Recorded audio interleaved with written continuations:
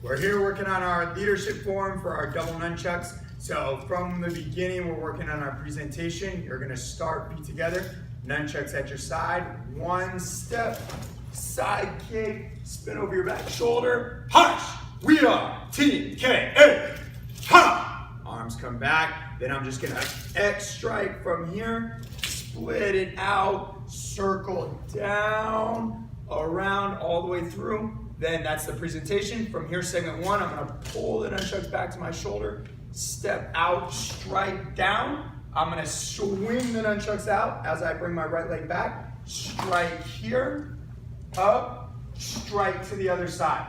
From here, nunchucks come over my shoulder, just flip them over. However you can catch them, specialty kick. So I'm gonna go into my Autobahn kick. 1, 2, 3, hook kick, spin one more time, twin stab going forward, step up, twirl them out, off my arms, off my legs, catch them, turn to the 45, double triangle. So hip, hip, hip. Couple here, I'm just gonna turn, look the other way.